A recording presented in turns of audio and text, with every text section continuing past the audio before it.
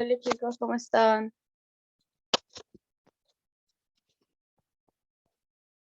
Chicos, vayan prendiendo sus cámaras, por favor, para empezar la clase.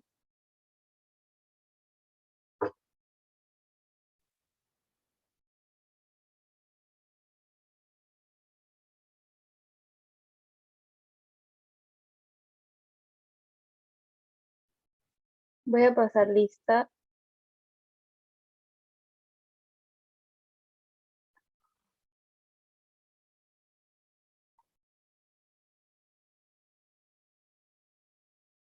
No entiendo, ¿qué hace Belén en la universidad? ¿Tienen clase en la universidad, chicos? No, doctora, sino es que, ¿cómo se llama? Vine a recoger la bata porque solamente es hasta mañana. Ah, ok, ok. Ya. Profesora, disculpe, buenas tardes, deme un ratito, por favor, voy al baño corriendo y regreso. Porfis. Ya, no te preocupes. Anda nomás.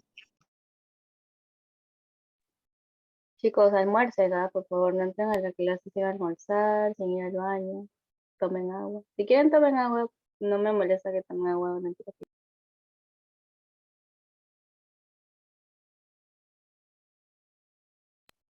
Ya, a ver. Voy a pasar lista, chicos. Arancibia Vergara. Presente, doctora. Buenas tardes. Buenas tardes. Arela Cáceres. Profesora, me dijo que estaba teniendo un problema con su conexión, pero ya lo están arreglando y que en un momento se conecta. Ok, no hay problema. Borja. Borja no está. Ah, creo que se fue al baño, Borja, ¿no? Ya volví, ya volví, ya volví. Ah, ya volvió. Ya, listo. ¿Chumpitas? Presente, doctora, buenas tardes. Buenas tardes. González de la Torre. Ahí está en la U. González Pérez. Presente, doctora. Buenas tardes. Buenas tardes, chicos. Miguel. Ángelo. Ya lo vi. Landa Soto. Presente, doctora. Presente, doctor. Román Ola Barrera. Doctora, buenas tardes. Buenas tardes. Y Justo Emily. Presente, doctora. Buenas tardes. Chicos, presente. Buenas tardes, chicos. Ya, listo. A ver, ¿a quién le toca exponer el día de hoy?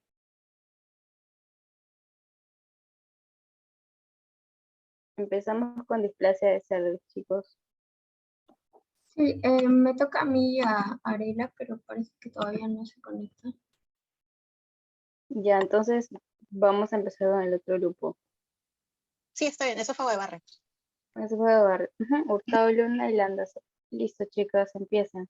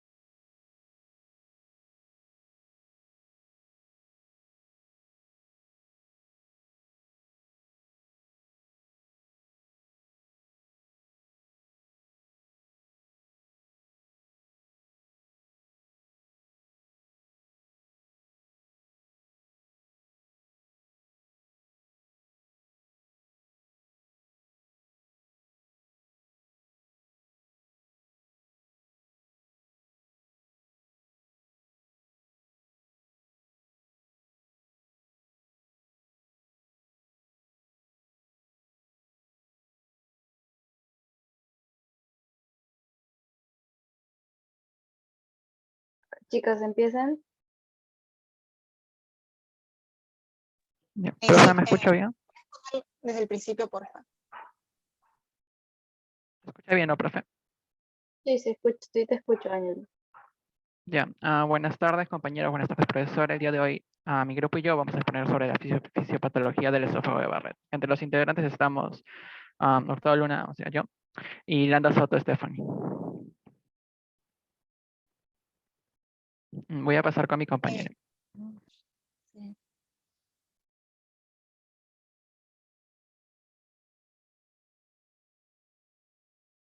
Eh, bueno, no sé si era mi internet, pero está desde la quinta diapositiva o está en la primera, disculpe. Sí, está en la quinta. Sí, por favor, puedes ir a la primera. No está en la primera, profe. ¿Así? ¿Mi internet entonces? O tal vez estás compartiéndome la pantalla. Vuelvo a compartir.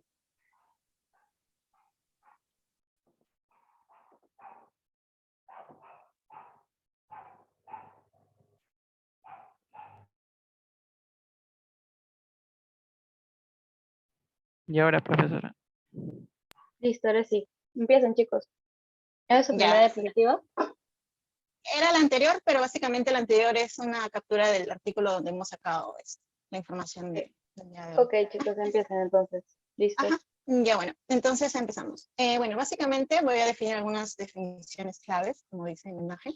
Y bueno, vamos a empezar con el esófago de Barrett, ¿no? Básicamente esto es una condición adquirida en el cual vamos a tener nuestro epitelio escamoso estratificado, que es del esófago, que es, bueno, normalmente que es recubierto en el esófago, pero este va a ser reemplazado por un epitelio columnar con células caliciformes. Estas que se asemejan un poco al epitelio del intestino, ¿no? Entonces, por eso es que vamos a tener esta definición que sería metaplasia intestinal, como vemos la secuencia de las flechas. Bueno, básicamente esta metaplasia intestinal tiene un efecto potencial, se le denomina potencial oncogénico, perdón, ya que va a predisponer al desarrollo de lo que vendría a ser un adenocarcinoma del esófago, que suya es una afección premaligna, ¿no? Que es mucho más bueno, básicamente también hay que recordar que el esófago, donde aquí tiene sus medidas, que básicamente la metaplasia va a abarcar menos de 3 centímetros del esófago distal, y el segmento largo va a ser cuando abarca mayor o igual a 3 centímetros por unión de la unión gastroesofágica, ¿no? Que esto lo podemos, en histología lo podemos ver como la línea Z, que es la unión del esófago con el estómago.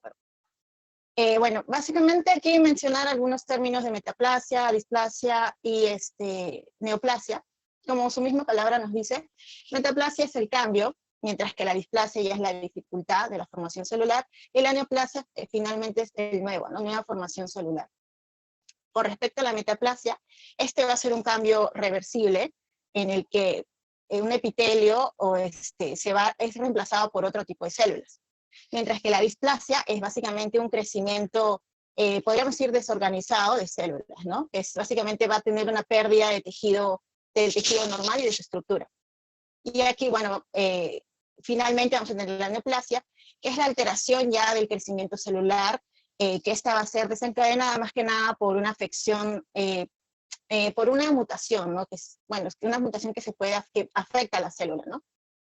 Bueno, básicamente eso serían las palabras claves, y como vemos en la imagen, no puedo, creo que no puedo, ya, me va a salir con mouse. Ya, bueno, como vemos en la imagen, estamos viendo estas alteraciones desde un epitelio, que tenemos un esófago, un epitelio sano, normal, y cómo es que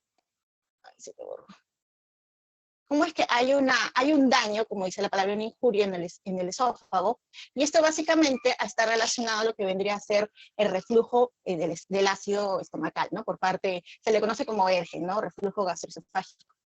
Y entonces va a ocurrir este daño, y este daño, que tiene que ser por lo menos de 5 años o que sea continuo, va a hacer que nuestro epitelio, que era escamoso en el inicio, se transforma en un epitelio, como mencioné, parecido al intestino, ¿no? En una metaplasia intestinal. Y bueno, por ende ya después vamos a tener lo que vendría a ser el adenocarcinoma del esófago, que esta es una afección premaligna. Bueno, siguiente, por favor. Bien, con respecto a las características histopatológicas, quise hacer un breve repaso, ¿no? Bueno, tenemos aquí en el lado izquierdo, el esófago, de una vista panorámica, y bueno, como conocemos, tenemos de adentro hacia afuera la luz, tenemos la capa mucosa, la capa submucosa, la muscular y la adventicia, ¿no? De una manera normal, se podría decir. Y abajo, en la parte inferior de esa lámina, vamos a tener lo que vendría a ser ya la división de una manera más ampliada, donde estamos observando las mismas capas que mencioné. Estamos viendo una distribución normal del esófago. Ahora, ¿qué es lo que pasa cuando este esófago, producto de este reflujo del ácido estomacal, produce estos daños, y estos daños se denomina esófago de Barrett. Entonces vamos a tener lo siguiente. Básicamente el reflujo del ácido estomacal, en la parte baja del estómago si continúa durante mucho tiempo esta regurgitación, puede dañar el revestimiento interno del esófago. Entonces esto va a causar, como mencioné, que las células escamosas que recubren nuestro esófago van a ser reemplazadas por células glandulares, ¿no? Y entonces estas células glandulares mayormente van a recubrir lo que vendría a ser el estómago y el intestino delgado. Y por ende son mucho más resistentes al ácido del estómago, ¿no? Que sabemos que su medio es un ácido, ¿no? Es pH ácido. Entonces, mientras más una persona tenga reflujo, tiene mucho más probabilidades de que padezca esófago de Barrett. Y bueno, y también que las personas que tengan esófago de Barrett pueden tener un riesgo mucho mayor de padecer de adenocarcinoma de esófago. Y bueno, básicamente sería eso. Ahora, con respecto a la imagen que estamos viendo ahí, podemos observar que, por ejemplo, en la gráfica número A, en la gráfica número B, estamos observando una metaplasia intestinal, y aquí estamos viendo, ¿no?, que las células que contienen células caliciformes, estamos observando que hay una maduración superficial normal, se ve el epitelio cilíndrico, se ve un poco intestinalizado. Con respecto a la figura C, que sí estamos observando que hay una displasia de bajo grado. Bueno, vamos a tener displasia de bajo grado y displasia de alto grado. En la displasia de bajo grado vamos a ver que hay cambios en su estructura leve, y sí hay una alteración, maduración superficial. Esto se refiere a la estratificación de las capas. Y bueno, también vamos a ver anomalías, como son los núcleos hipercromáticos, que están agrandados, y gran cantidad de actividad mitótica, ¿no? Y finalmente la figura de... Fanny, ¿qué contienen las células caliciformes? Las células caliciformes contienen lo que se podría denominar muco. Ajá. Correcto. ¿Podrías indicar cuáles son las células caliciformes con tu cursor, por favor? Sí, pero a ver si se podrá, porque yo no estoy compartiendo. Bueno, estas células A caliciformes ver, es tu básicamente compañero. van a ¿Quién está encontrar- compartiendo? ¿Ángelo? Sí, Sí, entonces sí, pero Ángelo, tú mencionando tienes que mientras buscarlo. la va encontrando, estas células caliciformes se van a... Hola. Son como... ¿Sí me escucha? Te estás entrecortando un poquito. A ver, continúa. Ya, ahora sí se me escucha. Sí. Se escucha entrecortado, disculpe, doctora. Ahora sí, no. Sí, un poquito, pero sí te escucho ahorita. Ya, Continúa. entonces, ¿puedo apagar la cámara o la dejo prendida para que se me escuche mejor?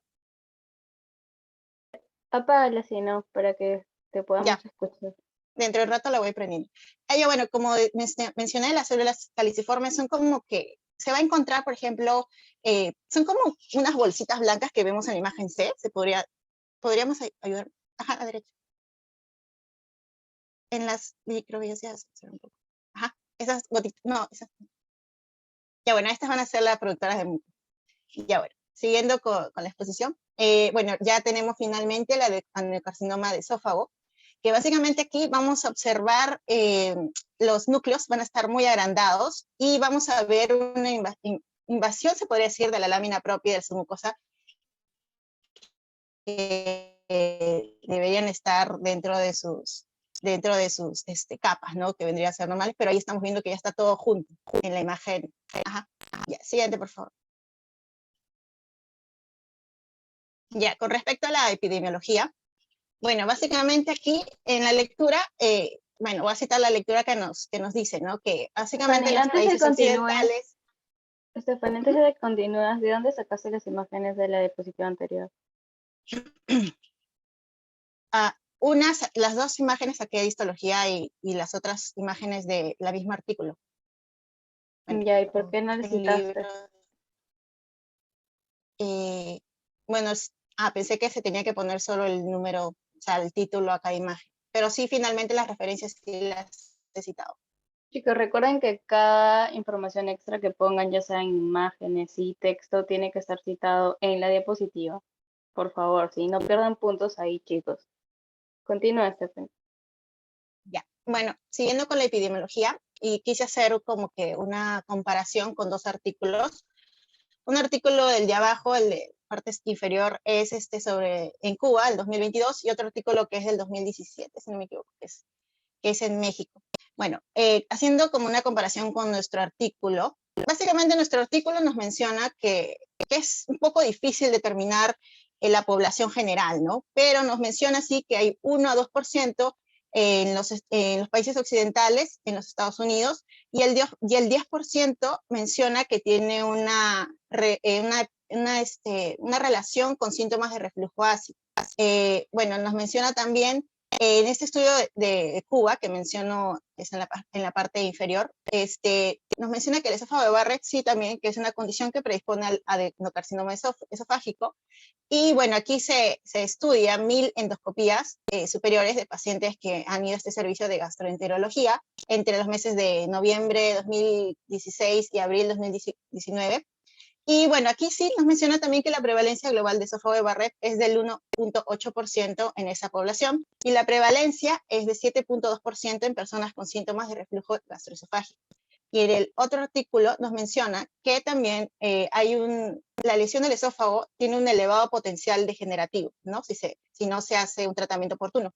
Y su prevalencia fue del 1% en su centro, y con respecto a al ERGE, que vendría a ser, este estudio sí demostró una prevalencia un poco menor del 5%. Y bueno, también mencionando como aporte, que aquí nos menciona que la edad mayor de 60 años sí es un antecedente, un factor de riesgo importante, al igual que el reflujo gastroesofágico y el género masculino. Siguiente, por favor. ¿Y qué es prevalencia, Stephanie? Prevalencia vendría a ser el riesgo de, o sea,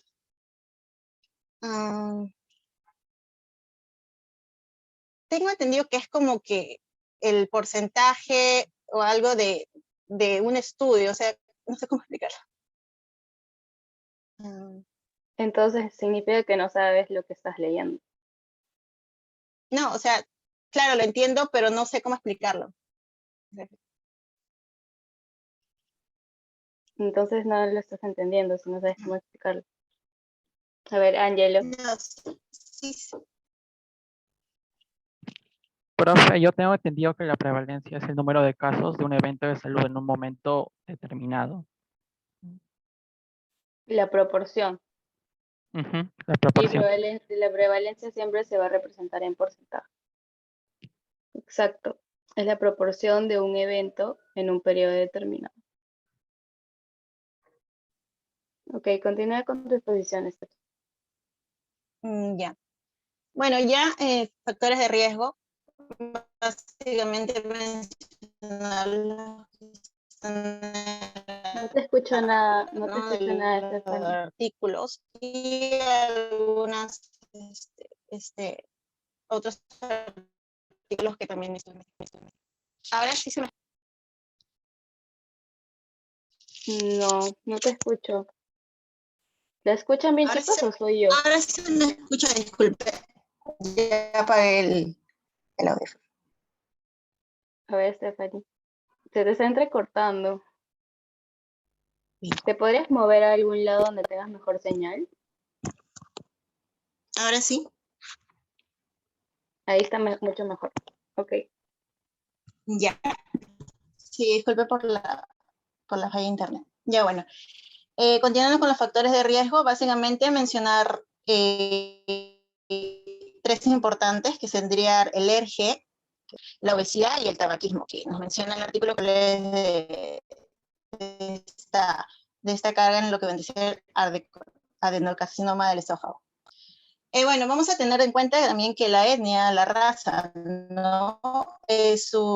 Tiene mayor predominio de raza troll, y estos tenían un riesgo de 2 y 3 veces mayor a desarrollar que personas de origen de raza africana. Y bueno, también añadiendo, yo encontré información sobre que el tabaco lo que va a hacer es disminuir la secreción y la presión del esfínter esofágico inferior. Esto básicamente va a lesionar directamente la mucosa esofágica. Mientras que el alcohol estimular la secreción ácida y también va a relajar el esfínter, tanto esfínter esofágico superior como esfínter esofágico interior, que este está ligado cerca a la línea Z, ¿no? La unión gastroesofágica. Entonces, esto, al disminuir la amplitud de estas ondas peristálticas, va a ser motivo de que el consumo de alcohol pueda estimular esta relajación de nuestro esfínter esofágico inferior. Y también es importante porque es de consumo, creo que cotidiano de algunas personas, el café, ya que va a aumentar la secreción ácida y bueno, va a producir una irritación directa de la mucosa, ¿no? Y también el chocolate, que disminuye la presión del esfínter esofágico inferior. Bueno, con respecto a la edad, esta se relaciona con personas mayores de 50, 60 años. Bueno, yo quise encontrar una relación, pues, por qué se podría dar en estas personas, en esta población geriátrica, se puede decir 65 años, 60. Podríamos decir que podría ser porque los pacientes de esta edad son algunos polimedicados y hay algunos fármacos que puedan reducir la presión de este esfínter esofágico inferior y por ende así producir lo que vendría a ser este reflujo, ¿no? Ahora, recordando también que la edad también es un factor importante porque mientras más nos hacemos mayores, más vamos perdiendo esta fuerza, esa tensión en nuestro esfínter esofágico interior, así como de niños, por ejemplo, no era muy madura estos esfínteres esofágicos inferiores y por ello era normal en pequeños, ¿no? Claro que no siempre van a tener esta regurgitación, pero en niños lactantes sí es algo normal. Bueno, vamos a tener lo que vendría a ser el sexo masculino. Y esto en la lectura nos relata que no se conoce a ciencia cierta por qué se podría dar más en varones que en mujeres, pero básicamente podría estar esto influenciado por hábitos tóxicos, como mencioné, tabaco, alcohol, ¿no? Y otro que también encontré es porque nosotras como mujeres tenemos los estrógenos, ¿no? Y va a actuar como un factor de protector. Y entonces sus propiedades antiinflamatorias podría estar relacionado de por qué es que en mujeres no se da tanto como en varones que sí se da, ¿no? Este estofado de Barrett. Con respecto al IMC, que vendría a ser la obesidad, ¿no? El índice de masa corporal, bueno, esto se debe a y está relacionado mucho con la obesidad, claramente está, porque la obesidad central va a provocar lo que vendría a ser la relajación del esfínter esofágico inferior. Esto yo encontré que se podría dar por dos mecanismos, tanto el mecanismo mecánico y el humoral, ¿no? Entonces, bueno, vamos a decir que el aumento de la presión intraabdominal, así como este gradiente de esofágico, de esfínter esofágico inferior, van a favorecer a la aparición de lo que vendría a ser la hernia hiatal. Y esto va a enlentecer el tiempo del tránsito, ¿no? De esofágico. Y esto va a también desarrollar lo que vendría a ser cuadros de reflujo gastroesofágico. Y con respecto al otro mecanismo que es el humoral, esto es porque se va a inducir a muchas citoquinas proinflamatorias. Como sabemos que ser una persona obeso va a llevar al cuerpo a un nivel de estrés oxidativo, ¿no? Entonces va a producir muchas citoquinas proinflamatorias. Y esto va a provocar una relajación de lo que vendría a ser la musculatura del esfínter esofágico inferior y por ende también provocarnos estos síntomas de alergia. Bueno, básicamente eso vendría a ser con respecto al IMC. Helicobacter pylori también le puse ahí una estrellita porque me parece importante recalcar que está como cayendo en los estudios que mencionan que puede ser un factor protector para el esófago de Barrett, ya que esta bacteria produce lo que es la gastritis crónica. Entonces, disminuye la secreción de ácido. Y si disminuye la secreción de ácido, este ácido ya no va a producir estos síntomas, ¿no? De regurgitación y por tanto va a mejorar el reflujo. Entonces podría ser por ahí una conclusión. Con respecto al siguiente factor de riesgo que vendría a ser el alergia, bueno, sabemos que el reflujo de ácido, bueno, también se puede hacer reflujo de ácido y de sales biliares.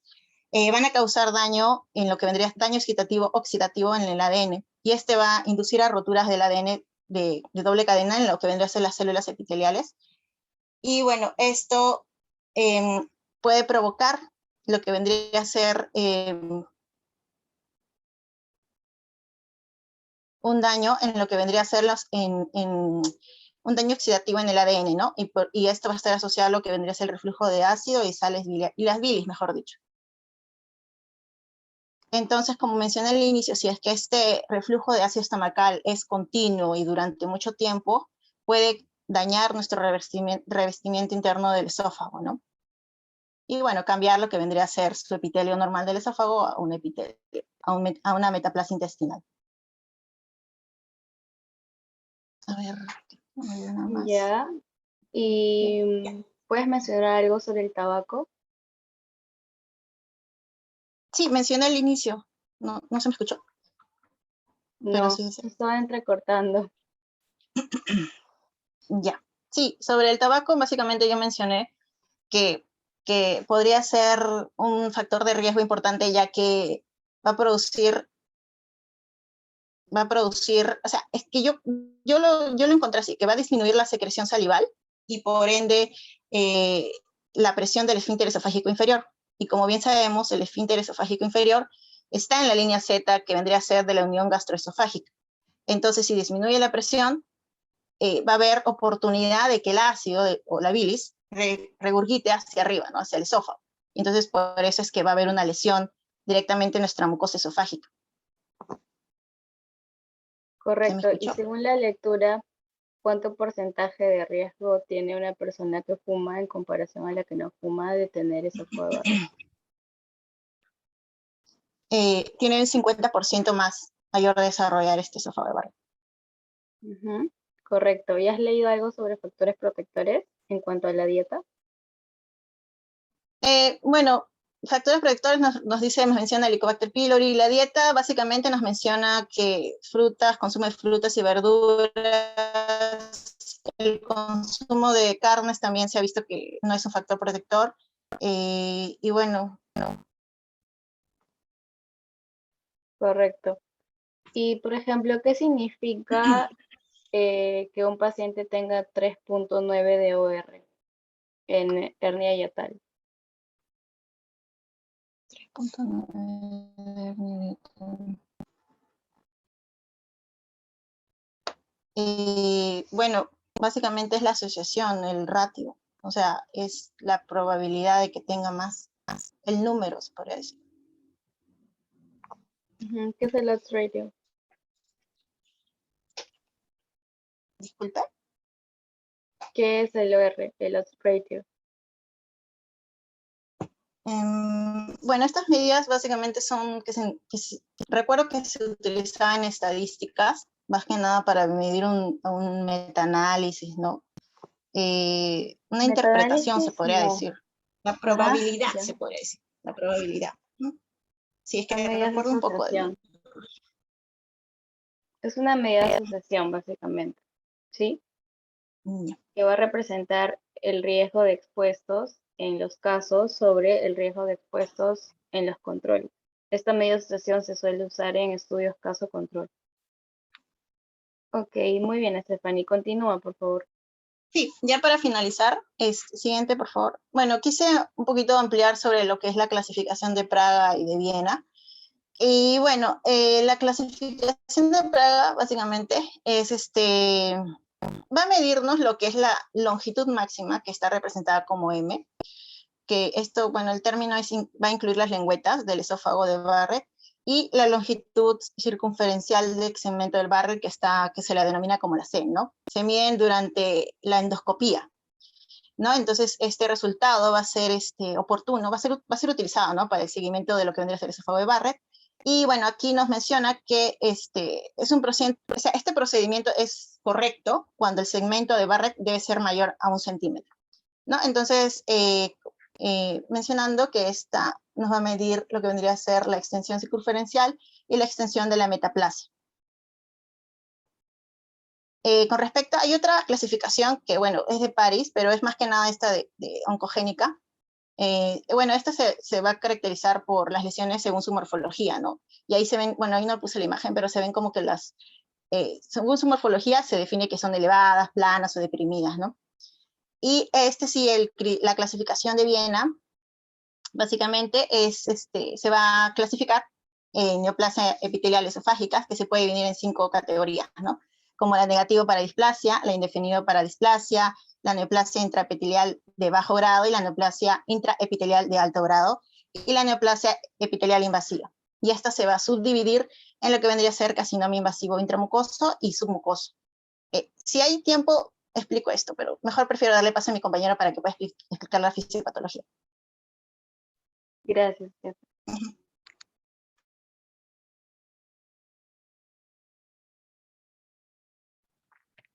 ¿Profe, me escucha? Sí, te escucho. Ya, bueno, ahora voy a continuar con lo que sería la fisiopatología del esófago de Barrett. Bueno, como primer punto voy a tocar lo que sería la histología del esófago en unos puntos clave nomás que me faltaba comentar. A ver si se puede. No, no se puede aumentar. Ya así nomás. Bueno, a nivel en este caso de la parte izquierda superior, vemos 2 imágenes histológicas. En la primera estamos viendo lo que sería un epitelio, que es el epitelio del esófago, que está caracterizado por ser escamoso, en este caso estratificado pero no queratinizado. Y bueno, vemos que debajo de este epitelio vamos a encontrar lo que sería una capa basal. A nivel de esta capa basal va a haber un gran número de células, en este caso células cúbicas, que van a tener componentes de renovación para lo que sería el epitelio, en este caso del esófago. A la vez también que va a haber una gran cantidad de células, en este caso como melanocitos y también células de Merkel que van a actuar en funciones neuroendocrinas. Por otra parte, en la lámina propia vamos a tener lo que serían algunas glándulas, en este caso como las glándulas tubulares simples, que van a sintetizar lo que sería la mucina neutral. Esta mucina neutral va a tener un pH superior a 7 y que va a contrarrestar en sí el pH ácido de lo que sería en este caso el ácido clorhídrico, no, el ácido clorhídrico del estómago, que tiene un pH bajo, un pH ácido que puede dañar a nivel, en este caso, del epitelio del estómago. Y bueno, por otra parte, a nivel de la submucosa vamos a tener otra glándula que va a ser la glándula tubular compuesta. Esta glándula tubular compuesta va a segregar lo que sería la mucina acídica. Esta mucina acídica va a tener una función de lubricación a nivel del epitelio. Pero al ser ácido, o sea, un pH por debajo de 7, no va a contrarrestar, o sea, no va a servir como fuente de protección frente, digamos, si la persona sufre una regurgitación y se ve expuesta su epitelio del esófago a lo que sería el ácido clorhídrico. Y bueno, en la imagen de acá inferior vamos a ver lo que sería el punto de unión, en este caso escamo columnar. Es aquel epitelio, en este caso, donde van a haber una unión tanto del esófago como la parte gástrica, en este caso el cardias, que es la parte del estómago. Y vemos en esta unión que se va a denominar línea Z. Por otra parte, vamos a ver en la imagen al lado derecho la patología en sí que se da, que va a ser el esófago de Barrett. Esta patología se va a caracterizar por una metaplasia en la cual se identifican distintos tipos de células que no son normales del epitelio del esófago, pero que van a cumplir una función, en este caso sería la salvaguardar la integridad en sí del esófago frente a algunos agentes nocivos, que bueno, mi compañero ya explicó, en las cuales podemos ver acá que pueden ser la edad, el tabaquismo, la obesidad, en este caso que puede ser la circunferencia de la cintura, en este caso relacionado con la obesidad, y algunas infecciones, en este caso relacionadas con el Helicobacter pylori, que puede generar aumento, en este caso del ácido gástrico. Y bueno, nos comentan más que todo que el riesgo primordial sería el ácido gástrico, el ácido que va a generar en sí una inflamación y una afectación a las células y también una presencia de radicales libres. Como podemos ver acá en el cuadro, esta inflamación va a ser mediada por la interleuquina 1 beta, en la cual va a haber una liberación de radicales libres. Esta liberación de radicales libres va a generar en la célula un estrés oxidativo. Este estrés oxidativo a su vez va a generar un daño directo en el ADN y bueno, cuando se genera un daño en el ADN va a haber diferentes métodos de reparación y a la vez también un efecto que se llama, un proceso que se llama la apoptosis, que es la muerte programada, que lo que se busca en sí es eliminar a las células, no repararlas en sí, sino eliminarlas, porque si no van a generar en este caso un cambio anormal genético y se va en este caso a afectar a distintos tipos de células. Y bueno, si a pesar de estos dos no se genera un cambio, una reparación, se va a producir la carcinogénesis múltiple, el cual es, bueno, cáncer. Y bueno, lo que voy a explicar en las siguientes diapositivas van a ser en sí la patología de cómo se produce esta metaplasia, en este caso de las células del esófago. Bien, ahora lo que yo quiero comentar es que van a existir por medio de dos procesos en los cuales se van a dar este tipo de metaplasia, en los cuales el primero va a ser la transdiferenciación de células escamosas esofágicas y el siguiente va a ser la transmisión de células madres. En la transdiferenciación de células escamosas esofágicas, como nos comentan, es un proceso celular complejo en el cual hay una diferenciación de una célula diferente a otra o una diferenciación de célula madre a otro linaje. Pueden ser directas o indirectas, que también podemos ver en esta imagen, en la cual nos comentan que de manera directa va a cambiar de un epitelio, en este caso escamoso, estratificado pero no queratinizado, a un epitelio columnar, o de manera indirecta, por medio de una célula de transición, va a cambiar a un epitelio, en este caso columnar. Y bueno, la función en sí va a ser la síntesis de un fenotipo columnar especializado en el epitelio escamoso, o sea, una autorregulación. Y para eso vamos a tener múltiples, en este caso, cofactores transcripcionales que van a generar que se dé este proceso. En primer lugar, vamos a ver acá en esta imagen lo que sería la afección o la exposición al epitelio por medio de ácido de la bilis, más que todo relacionado con el ácido, el pH ácido, que puede generar una lesión a nivel, en este caso, del epitelio, generando que haya mayor cantidad del NF-κB, también de la prostaglandinas E2, y bueno, esto se induce que hay inflamación.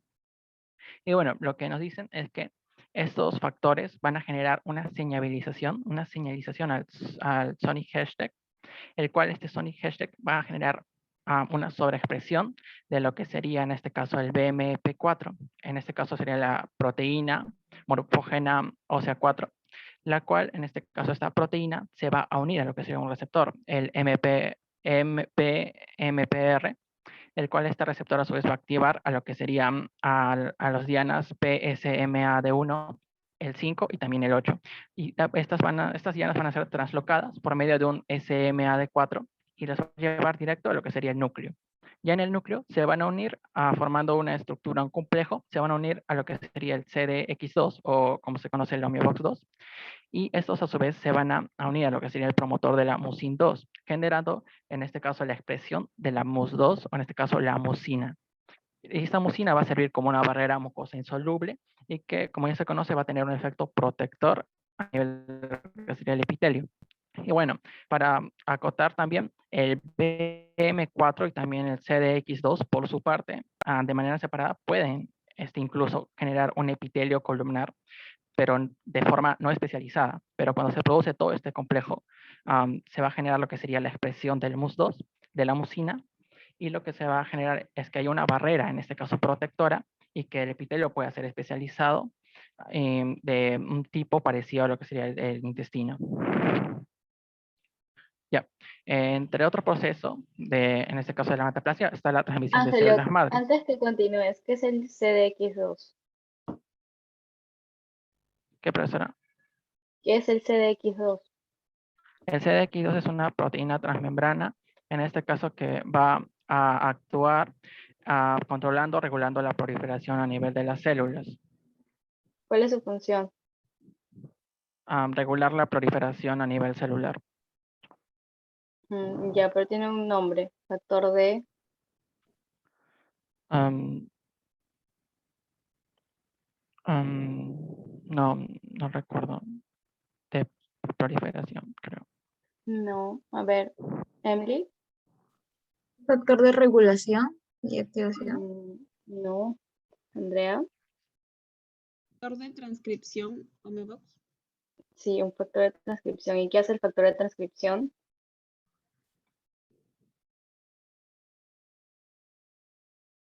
¿Cuál es la función? Ay, no me escuchó. Pensé que me estaba No, escuchando. no te escuché. Ay, sí. Sí, ahora sí. Bueno, yo creo que el factor de transcripción es el que hace que se pueda expresar, ¿no? O sea, el que pueda, perdón, como que, como si puede, para poder leerlo, ¿no? O sea, tipo que para que se pueda entender, algo así. No sé si me dejo entender, pero es como No, para, no sé ¿cómo si que me, crees? No es que tú creas, es algo que ya está establecido por la literatura. ay, no sé cómo, A ver, no sé Brenda, cómo explicarlo.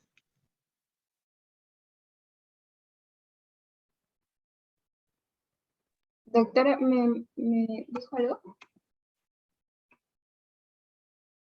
¿qué es un factor de transcripción? No estoy segura, doctora. Evelyn,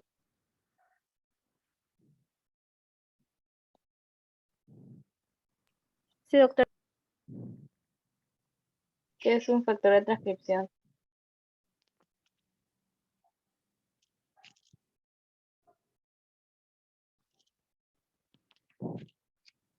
¿Qué dijo, doctora? No le escuché. ¿Qué es un factor de transcripción?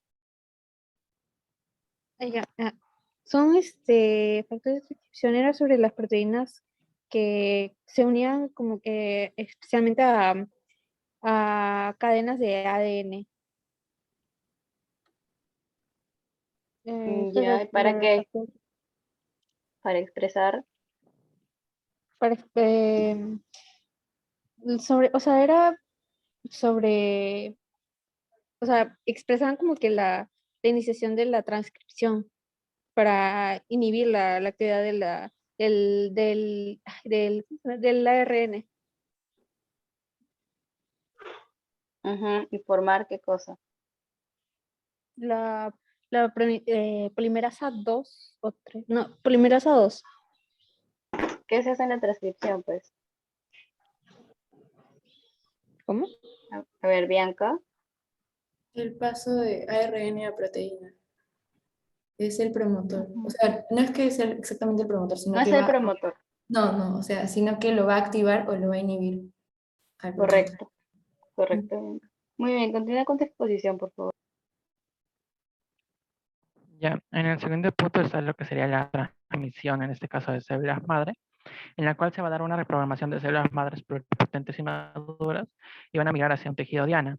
En el artículo que hemos leído va a haber una gran cantidad de hipótesis en las cuales mencionan desde la migración de células progenitoras, específicamente del cardias al esófago, también la transmisión de células madres en las glándulas submucosas, la transmisión de células madres inactivas o epiteliogenéticas transitorias. Y bueno, eso voy a explicar después. Las que voy a explicar ahorita son las células, en este caso, que van a migrar, de estas células progenitoras que van a migrar desde diferentes partes del cuerpo a diferentes tejidos hacia lo que sería el esófago. Encontré un artículo en el cual documentan la migración de células, no del cardio, sino del intestino hacia lo que sería el esófago. Y bueno, en este artículo también mencionaban, había una imagen en la cual explicaban lo que serían las variaciones de las líneas familiares que tenían, en este caso, las diferentes células, concepto importante que quiero detallar en este punto. Como vemos acá en esta imagen, vemos a las células madres, el LRC, que va a estar expresando el BMI1, y la CBC, la célula madre CBC, que va a estar expresando el LGR5, que va a dar a sus hijos, en este caso a las células TA, que van a ser células, en este caso, transitorias amplificadas, y que van a dar también a otros tipos de células, que van a ser las células absortivas y las células secretoras. Recordar que en este caso estamos en el tejido, en este caso del intestino, en las cuales estas células secretoras a su vez van a dar a las células enteroendocrinas, a las células del TRUP, a las células caliciformes y a las células de Panet. Y bueno, estas células van a estar en el interior de la cripta, en las cuales en la parte más interior de la cripta van a estar lo que serían, en este caso, las células madre, diferenciadas, en este caso por las células, bueno, entre ellas van a estar las células de Panet. Superiormente van a estar recubiertas por lo que serían las células de A. Y si seguimos el camino aproximadamente en el tercio superior, van a ver la gran cantidad de células que pueden variar desde las células absortivas hasta las células, en este caso, enteroendocrinas y también las células caliciformes. Y bueno, lo importante de este punto es que lo que Angelo, genera antes de continuar, ¿qué son las células de Panet? de Panet son células, en este caso, que van a tener gran cantidad de, en este caso, CDX2 que van a actuar en la renovación del epitelio del intestino. ¿Cuál es la función de las células de Panet que secretan? CDX2. Ya, en este caso, pero normalmente, ¿qué es lo que hacen en tu cuerpo? Tienen una función. La función en sí es la de renovar, la de renovación, en este caso del epitelio cuando sufre algún daño. Ya, pero exactamente qué secreta. Nos defiende, ¿cierto? Son células de protección. ¿Qué secretan Sí. estas células?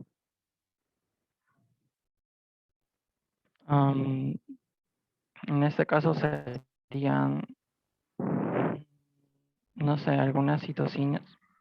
No. A ver, Moléculas Andrea. En el caso de su función, sí, yo también estoy de acuerdo con que nos protege, ¿no? Es una defensa en el tracto gastrointestinal. Y si no me equivoco, estas secretan fosfolipasa 2 y lisocina, si no me equivoco. Lisosimas. Muy bien. Si quieren participar, levanten la mano, chicos. No estoy leyendo el chat, por si acaso. Continúa, Ángel. Ya. Lo importante que quiero recalcar acá es que a nivel de este epitelio, cuando sufre en este caso una inflamación mediada por lo que sería la interleuquina 1 beta, va a generar en este caso la transmisión de las células madre y también lo que sería en este caso la sobreexpresión de lo que sería el Notch. Este Notch, me olvidé de mencionar que el Notch en sí va a regular lo que sería el destino de las diferentes células, en este caso autorregulándolas y, por decirlo así, en este caso regulando la proliferación que esas pueden tener. Lo que sucede es que al haber una inflamación, en este caso van a sobreexpresar el Notch. Y al sobreexpresar el Notch se vio en el artículo de acá que mencionaron que también iban a haber niveles aumentados de interferón gamma, que este interferón gamma también iba a generar mayor inflamación. Por ende, lo que el organismo hacía era inhibir este Notch. Y bueno, eso es lo que también se vio en el artículo. Generalmente se inhibe el Notch de tal forma que el match 1, que usualmente era inhibida por el Notch para, en este caso, ser autorregulada negativamente, disminuyendo en este caso siendo reguladas las células, en este caso secretoras, ahora iban a proliferar de una mayor concentración estas células en el epitelio del esófago. Por ende, vamos a encontrar diferentes tipos de células, en este caso del intestino, por decir así, una metaplasia del intestino a nivel del esófago, porque se van a inhibir este Notch y se va a estimular en sí el MASH-T1, de tal forma que vamos a encontrar diferentes células, como ya mencioné, de endocrinas, también las células caliciformes y también las células de Panet. Ya. Y ahora voy a hablar sobre, en este caso, del gráfico 2, en la cual también mencionan sobre la patología del esófago de Barrett, en la cual más que todo dan como un resumen sobre la transdiferenciación y la transición, en la cual vemos, como ya mencioné, en la transdiferenciación se va a dar, en este caso, un efecto directo de la transformación del epitelio, en este caso escamoso, plano, escamoso, en este caso, a un epitelio columnar. Y la transmisión, en este caso la transdiferenciación indirecta, a una célula de transición y después consecuentemente a un epitelio columnar. Con referente a la transición, en este caso voy a hablar sobre la transmisión de células madres en las glándulas submucosas, en la cual nos comentan que en las glándulas van a haber una gran cantidad de células madres. Estas células madres se van a diferenciar y en este caso van a actuar a nivel del epitelio, siempre y cuando haya una lesión a nivel, en este caso, del tejido. Esta lesión puede variar desde el ácido del estómago hasta algunos irritantes, como por ejemplo mencionaban las aguas ardientes y también mencionaba el humo del tabaco, que puede ser un agente irritante a nivel del esófago.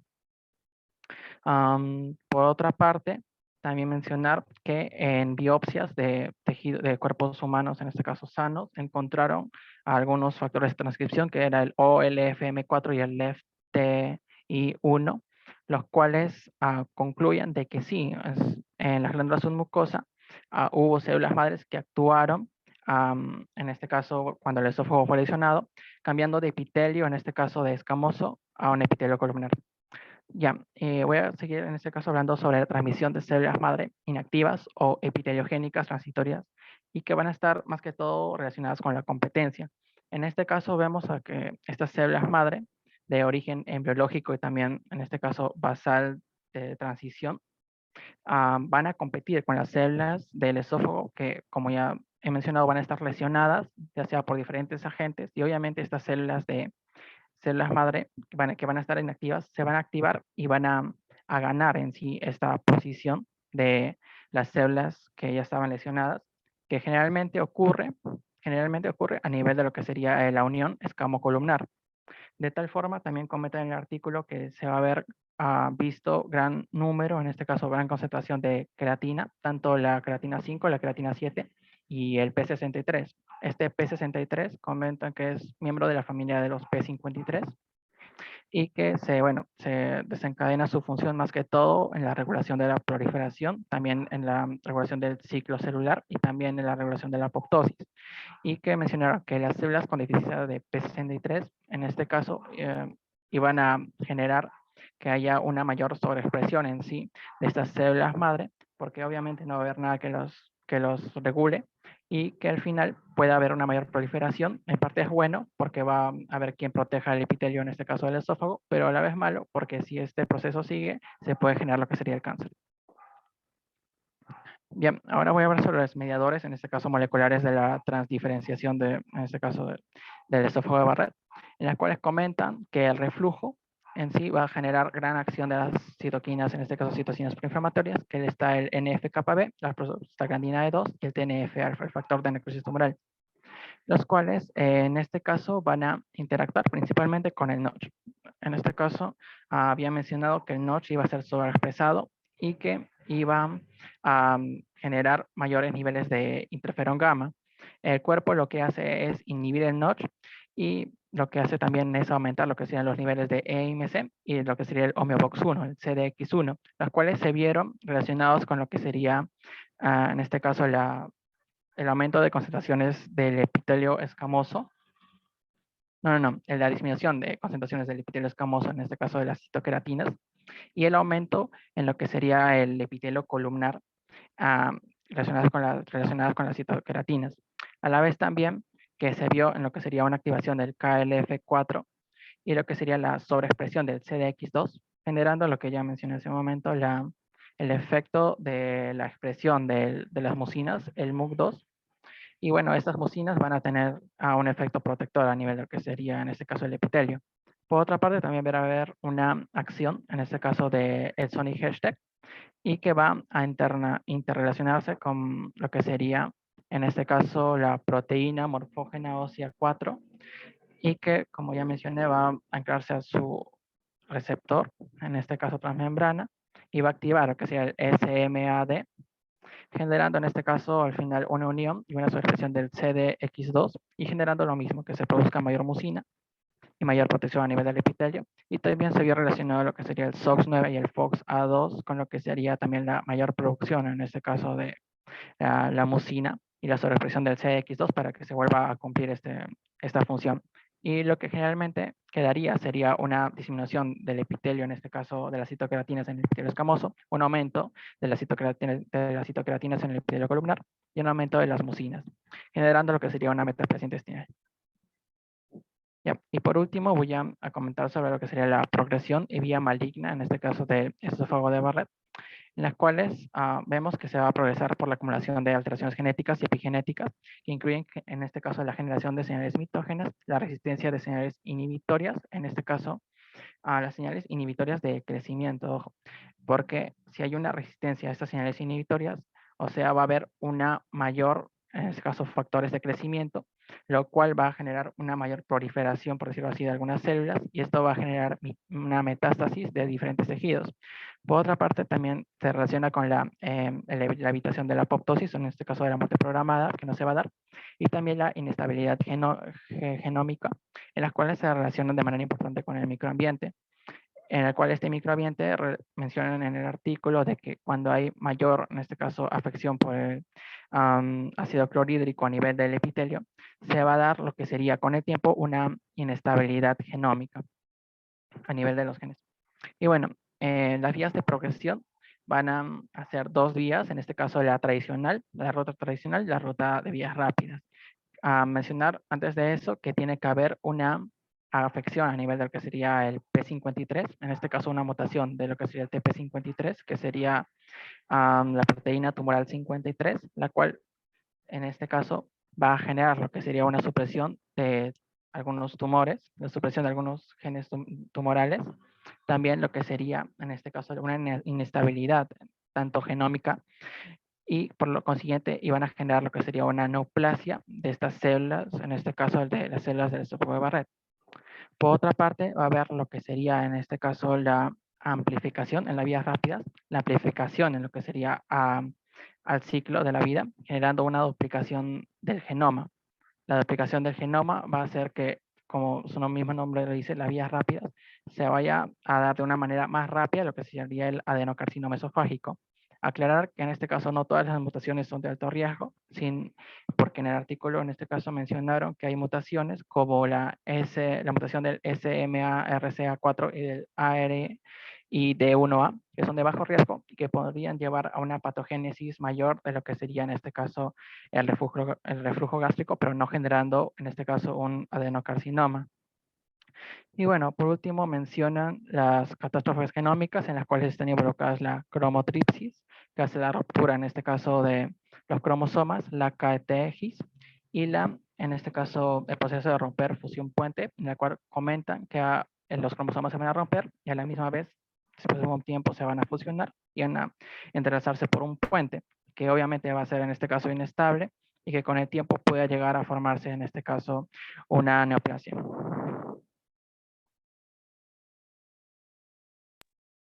Ok, muy bien chicos, gracias por su exposición. Creo que ha estado bastante claro. Los compañeros han sabido explicar muy bien todos los temas que se les pedían.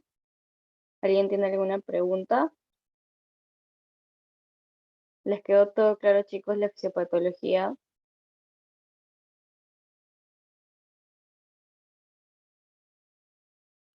A ver, Doctora, ¿puedo dímelo. opinar? Bueno, Sí, claro. no es ni una pregunta, sino es un tema de aclarar una duda, ¿no?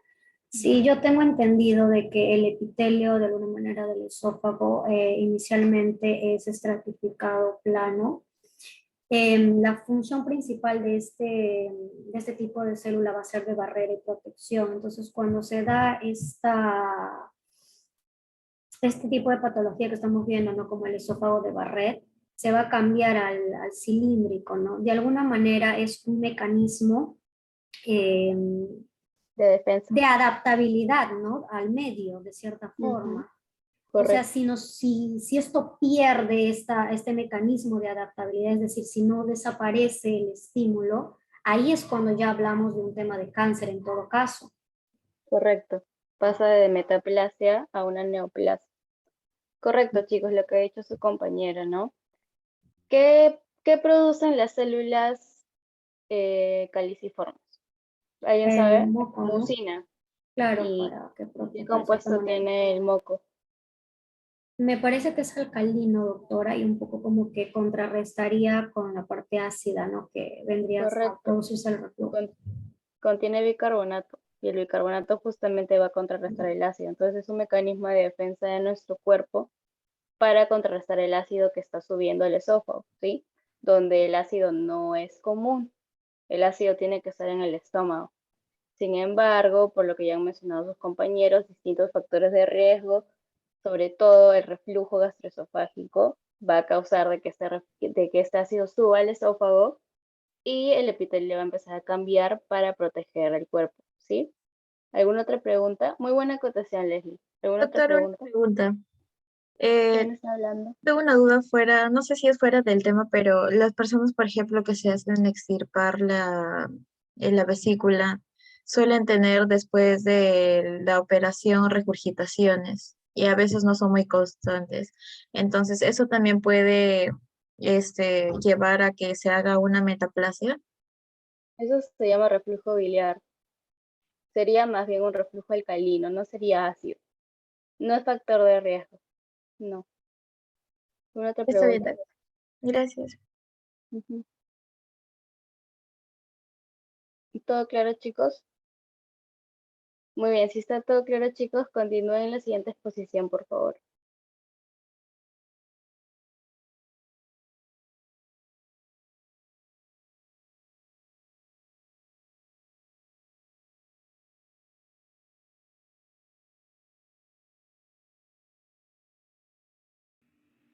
Eh,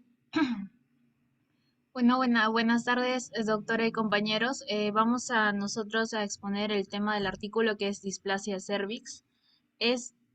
A continuación se encuentra el artículo que hemos utilizado de base para esta exposición y nos explica sobre el cáncer de cuello uterino o displasia de cervix, que es en su mayoría descrito aquí causado por el virus del papiloma humano, sobre todo el virus del papiloma humano 16. Aquí se encuentra citado el artículo y bueno, continuemos. Respecto a los datos generales del virus del papiloma humano en relación al cáncer de cervix, tenemos que estos son virus de ADN ubicos, es decir, que van a estar presentes en la mayoría van a estar presentes casi como una posición omnipresente. Además de ello, van a infectar la piel y la mucosa animal. Y esto va a ser dependiendo del tipo de virus de papiloma humano, que luego vamos a ver cuáles existen. Se van a transmitir por contacto directo, como las relaciones sexuales, tanto orales, vaginales y anales. Además, en algunos casos se puede presentar la ausencia de los signos y síntomas. Sin embargo, esto no quiere decir que no puedan contagiar, sino que ellos normalmente van a pasar la enfermedad si es que se da por contacto directo. Por otro lado, como signo tenemos también a la presencia de verrugas planas o protuberantes benignas, como podemos ver en la imagen de la derecha, donde observamos una verruga genital, también se encuentra citado. Y tenemos también tipos de verrugas, en este caso genitales, que van a ser visibles y menos visibles, como las genitales visibles y las menos visibles, sobre todo en el cuello uterino, la vagina, vulva, uretra, pene y ano, además de verrugas comunes en piel. Para la epidemiología, vamos a primero a saber que existen más de 200 genotipos de virus de papiloma humano clasificados en 5 géneros filogenéticos como lo son la alfa, beta, gamma, mu y nu. Además de que cada uno de estos tipos va a infectar epitelios específicos. En este cuadro hemos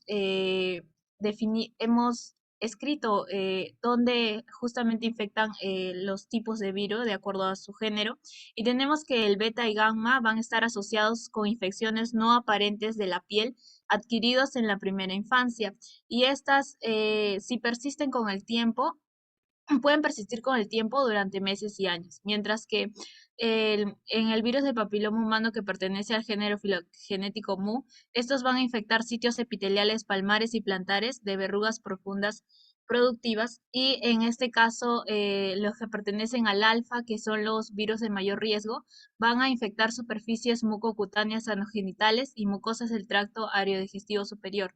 En este sentido tenemos que existen tipos dentro de este género alfa y que van a sobrevivir sin patologías aparentes, otros que van a causar verrugas altamente productivas y otros que van a tener potencial cancerígeno, como lo son los principales virus del género alfa, que son el BPH16 y el 18.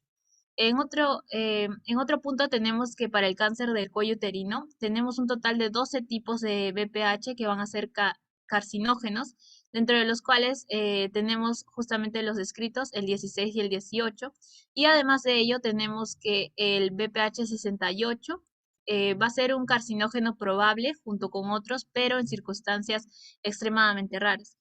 Además de ello, que los genotipos restantes de este género alfa van a presentar anomalías microscópicas que van a ser similares a los que son cancerígenos. Sin embargo, estos van a ser engañosos, pues en realidad no pertenecen a los que son de tipo carcinógeno. Y por otro lado, los tipos de BPH también se van a distinguir por una diversidad de secuencia mayor a 10% en el gen conservado que codifica la proteína principal de la cápside L1, y eso vamos a ver más adelante. Aquí también tenemos una tabla donde podemos ver las diferentes clasificaciones de los virus de papiloma humano y la localización de las lesiones dependiendo de la enfermedad que causa. Eh, dentro de estos hemos marcado al virus de papiloma humano 16 y 18, que es del cual más se habla en la lectura. Nos dice que el virus del papiloma humano 16 es el principal relacionado con las causas de neoplasia, en este caso del cáncer de cervix. Aproximadamente tiene eh, un riesgo de 60%, además de que tiene otro 85% de causas en cánceres no cervicales. Perdón. Y el virus de VPH18 va a tener como consiguiente un 15%. Por otro lado, también se nos escribe la clasificación de estos virus del papiloma humano. En este caso tenemos la clasificación de neoplasia intraepitelial cervical, que va a estar dispuesta en 3 tipos. La primera va a ser una displasia, disculpe. La primera va a ser una displasia leve, me parece. La segunda es una displasia moderada y la tercera va a ser una displasia severa con carcinoma in situ. Mientras que, por otro lado, vamos a tener una clasificación también histológica que va a ser, que va a definir entre lesiones intraepiteliales escamosas de bajo grado, que van a ser la LSIL que podemos ver aquí, y las lesiones intraepiteliales escamosas de alto grado, HSIL. Y por otro lado, también tenemos aquí, respecto a la clasificación citológica, que se basa en una pérdida de la maduración citoplasmática de las células cervicales y la tipia citológica. Y esto es generalmente como se clasifica los virus del papiloma humano, eh, en su mayoría, ¿no? Que está también relacionado con la OMS. Y aquí tenemos todos estos tipos que van a ser desde un nivel 1 hasta un nivel 5, y como podemos ver existe una subdivisión en el nivel 3, en 3 y 3D. Y estos van a ser, el nivel 1 va a ser el negativo, el que no posee el virus de papiloma humano. El segundo va a ser de atipia escamosa. El tercero va a ser leve, el cuarto va a ser moderado a severo y el quinto va a ser la presencia de cáncer. Asimismo, tenemos otra clasificación que es la Bethesda, y esto va a indicar una lesión intraepitelial y malignidad con las siglas de NIL, y células escamosas atípicas de significado incierto con las siglas de ASS-US para una anomalía equívoca. Y por otra parte, la lectura nos describe que está, por decir, a favor de la clasificación molecular, pues esta relaciona los conceptos antes vistos y son más sencillos de entender. Como lo podemos ver aquí, se clasifica en 4 y son el cervix normal, la infección del virus de papiloma humano, el precáncer y el cáncer. Seguimos con algunos datos que nos brinda la lectura, y en esta tabla hemos encontrado que el número global de nuevos casos de cáncer atribuibles al VPH en 2012 que nos describió la lectura son en su mayoría las del cuello uterino. Los podemos encontrar en la primera fila y nos describen que existió unos casos nuevos de 528.000, y estos todos van a ser atribuibles al VPH con la fracción en porcentaje del 100%, y todos van a presentarse en mujeres, justamente porque es del cuello uterino. Así lo describimos que de los 600.000 casos de cáncer invasivo causados por el VPH en este 2002, más de 500.000, como hemos visto, van a ser del cáncer cervicuterino. Y también se nos describe que aunque prácticamente todos los casos de cáncer de cuello uterino y casi el 90% de los cánceres escamosos anales van a ser causados por este virus, las fracciones atribuibles al cáncer de vulva y pene en los varones va a ser menor al 50%, y esto debido a la coexistencia de diagnósticos histopatológicos que no van a ir relacionados con el virus del papiloma humano. Además de ellos, los carcinomas basaloides y verrugosos de la vulva y el pene, si son virus del papiloma humano positivos, van a presentarse con mucha más frecuencia que los cánceres queratinizantes escamosos típicos, que van a estar relacionados a inflamación crónica. En este caso, esta es la figura 1 de nuestra lectura. A ver, Y un ratito, por favor, Diana. A ver, Brenda, ¿me podrías decir 5 localizaciones donde se puede formar cáncer por VPH? Bueno, en el cuello uterino principalmente, en el ano, en la orofaringe. ¿Dónde más? Ya, en el cuello uterino, en el ano, en la orofaringe, en la vagina y bueno, el pene. Muy bien. Que les quede claro eso, chicos. Muchas veces cuando uno es estudiante de medicina cree que papilomavirus solo es cáncer de cervix y no es así, ¿sí? Los hombres también pueden desarrollar cáncer de pene, cáncer de ano, cáncer orofaringeo por sexo oral, cáncer de laringe. Sí, chicos, que les quede claro eso. Continúa, por favor. Sí, claro. En esta figura tiene por título el modelo conceptual de la infección por VPH que conduce a cáncer de cuello uterino y nos describe la relación de orden en el cual se va a dar la evolución de la infección. En este caso tenemos a un cuello uterino normal, donde al producirse la infección por el virus del papiloma humano y si este no es tratado ni detectado eh, a tiempo correcto, este va a progresar hasta un precáncer. Y si este precáncer tampoco es detectado a tiempo, va a haber una prolongación hacia lo que es la evolución del cáncer, en este caso del que nos habla el invasivo. Aquí nos describe en el gráfico, en la parte de las edades, que el pico del papiloma humano se va a dar en los más jóvenes, en un promedio desde la edad de los 18 a los, como podemos ver, desde los 18 hasta los 22 años, va a ser el pico de infección por papiloma humano, esto por la vida sexual activa que se desarrolla durante esta edad. Por otro lado, tenemos que luego de años en estas curvas, el precáncer va a ser detectado alrededor de los 25 a 33 años en un promedio y este va a demorar más en convertirse en un cáncer, ¿no? Ya en una neoplasia. Y como se nos describe aquí también, eh, perdón, se nos dice que por el lento crecimiento de un precáncer, antes de la invasión, antes de la invasión, que es el cáncer, dicta el tiempo que transcurre entre la infección causante y el diagnóstico del cáncer, y por lo que en esta curva vamos a poder ver, ¿no? Toda esa distancia que existe y el tiempo en que generalmente se demoran en detectar, ¿no? La invasión y también el precáncer. Por otro lado, tenemos también la carga mundial del cáncer atribuible al virus del papiloma humano en 2002. Podemos ver que la zona de África subsahariana va a tener un mayor porcentaje de cáncer de cuello uterino atribuible a VPH, entre otros, y esto se va a dar mayor prevalencia en mujeres, ¿no? Dentro de los cuales el que ocupa el mayor porcentaje va a ser el cáncer de cuello uterino, atribuible sobre todo al BPH16. Luego tenemos al Asia Central y a las islas del Pacífico, consiguiente con Latinoamérica y así sucesivamente, como podemos ver aquí. Por otro lado, al saber que se da mayormente en mujeres, como podemos ver acá hay una gran diferencia de porcentaje, esto va a reflejar el predominio del cáncer del cuello uterino entre los cánceres atribuibles al virus del papiloma humano. Asimismo, tenemos la tercera figura donde se nos describe los factores que influyen en la prevalencia del virus del papiloma humano, específico en mujeres.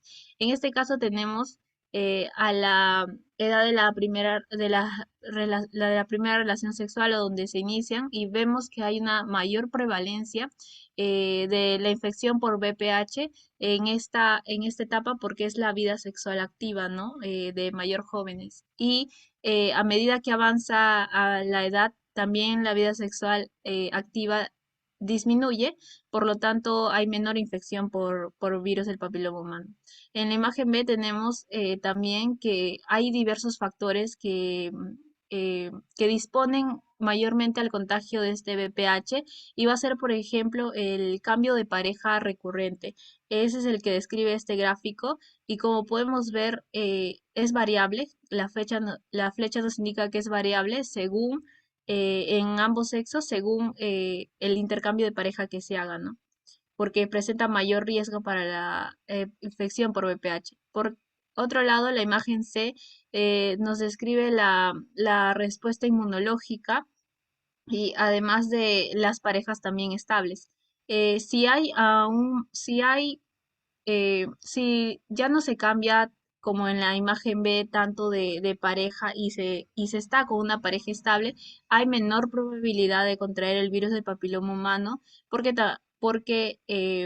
ya conocemos a nuestra pareja y además de ello no nos exponemos a ciertas relaciones sexuales sin cuidado, ¿no?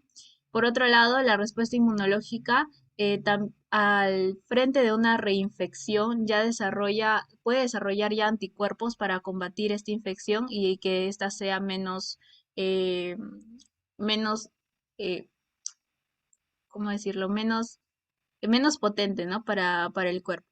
En esta figura B podemos ver que en las regiones de mayor desarrollo, en los países de mayor desarrollo, va a haber una reducción de casos de infección por virus del papiloma humano y esto se da gracias a diversos factores como lo son el diagnóstico temprano de la infección, además de las pruebas avanzadas que existen ya en estos países de, de mayor economía y además de ello que también se disponen de más ingresos para realizarse estas pruebas. Por otro lado, podemos ver un pico elevado moderado en la etapa de los adultos mayores y esto se debe a que coincide con la etapa de la menopausia y que como más adelante voy a describir, también se ha visto una relación entre que este cáncer de cuello uterino también va a depender de ciertas hormonas esteroideas por lo que se relaciona. Por otro lado, en la figura tanto E y F comparan a los países de menor desarrollo y de menor economía, como lo son India y África, donde África va a tener un menor descenso de estos casos de infección por VPH. Como podemos ver, su curva está en un alto mayor porcentaje, y esto por los recursos que predispone la población, la economía y las pruebas de calidad que se les brinda para la detección. Tenemos también aquí la fisiopatología del virus y vamos a primero hablar de los cofactores de persistencia y progresión de los cuales van a ser variables virales que van a incluir las diferencias genéticas en los tipos de virus del papiloma humano. También variables de huésped, como por ejemplo si una persona también es infectada del virus del VIH, su sistema inmunológico se va a encontrar debilitado como para afrontar este nuevo virus del papiloma humano y por lo tanto también tenemos la variable del comportamiento, donde el tabaquismo, la multiparidad y el uso a largo plazo de anticonceptivos hormonales van a ser factores que puedan predisponer la infección por VIH, por VPH. Y por otro lado, la influencia de los factores conductuales del VPH no es tan influyente como las variables virales y las del hueso. En esta parte describimos también lo que mencioné de las hormonas Diana, esteroideas. un ratito, ¿cuál es el tipo de papilomavirus que se asocia más a cáncer? El 16, Los más comunes, ajá, el 16. ¿Y el otro? 18. Correcto. ¿Y sabes cuánto es el porcentaje de afectación? Sí, el 16 es aproximadamente el 60% y del 18 es el 15%. Correcto, continúa. Sí. Bueno, respecto a las hormonas esteroideas, también decimos que este va a ser un cofactor etiológico del cáncer del cuello uterino y por lo tanto va a presentar un mayor riesgo para las mujeres multíparas y las usuarias a largo plazo de estos anticonceptivos hormonales. Por otro lado, las curvas de edad del cáncer de cuello uterino en países sin detección van a parecer aplanarse después de la edad de la menopausia y esto va a ser justamente por esta relación que existe se podría decir, un cáncer dependiente de estas hormonas esteroideas. Eh, y hay que exactamente en el estudio se dice que no se sabe la relación exacta ni cómo se da, pero se van a sugerir que estos cambios hormonales van a afectar directamente la actividad de este promotor temprano viral, como la función de la proteína, lo que va a resultar en una mayor proliferación celular y neoplasia. Y, y bueno, y justamente aquí vamos a ver cómo se va a dar esta expresión del genoma, ¿no? dentro de los datos para entender cómo se da esta expresión, esta transcripción del ARN del virus, tenemos que estos van a depender de la infección de un epitelio diferenciado para completar su ciclo de vida productivo.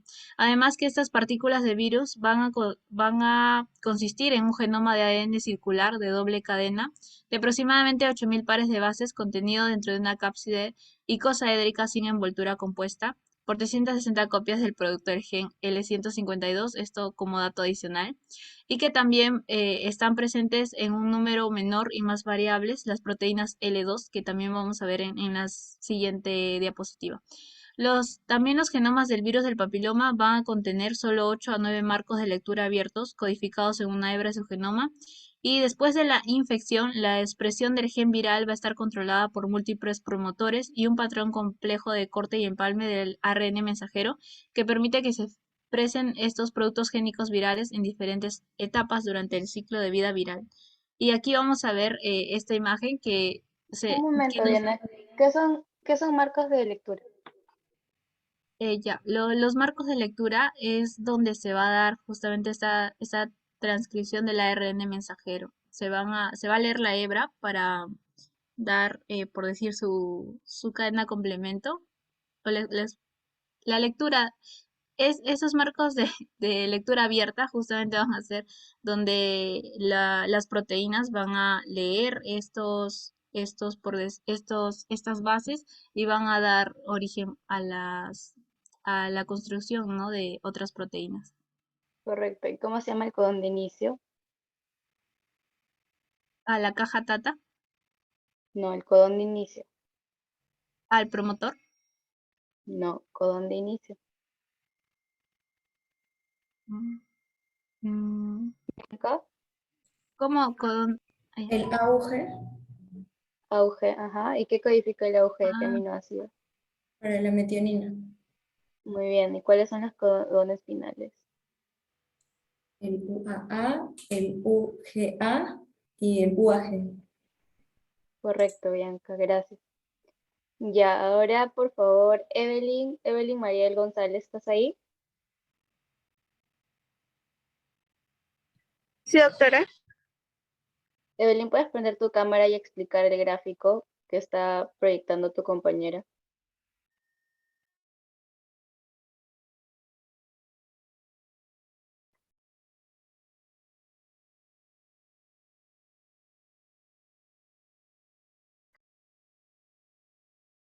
Sí, doctora. ¿Puedes explicar el gráfico que está proyectando tu compañera?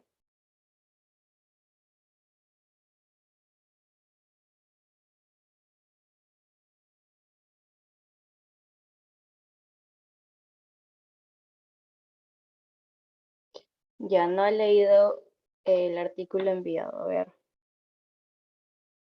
Bianca Chumpitas, ¿puedes explicar el gráfico que está proyectando tu compañera?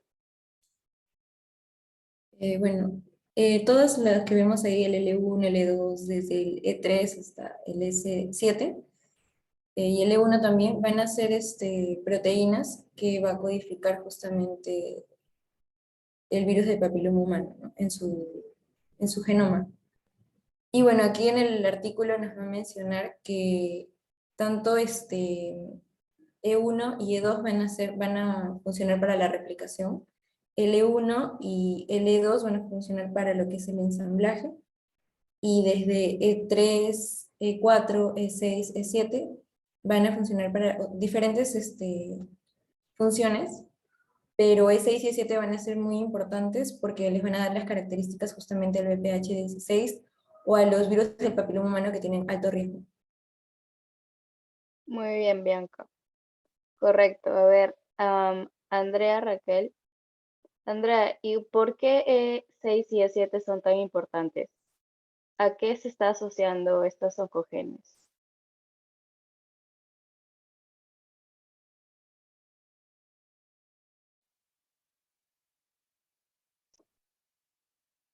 Andrea,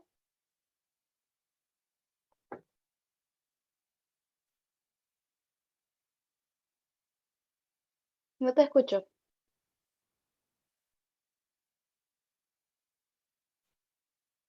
No, Andrea tiene problemas técnicos. Ya, no te preocupes. No te preocupes, Andrea, voy a preguntarle a otra persona. A ver, Ángelo. Estos oncogenes, oncoproteínas E6, E7, ¿a qué se asocian? ¿Por qué son tan importantes?